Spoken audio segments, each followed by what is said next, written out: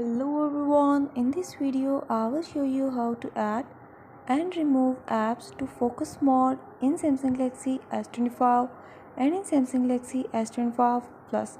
Before starting this video, please subscribe for more videos and watch complete video.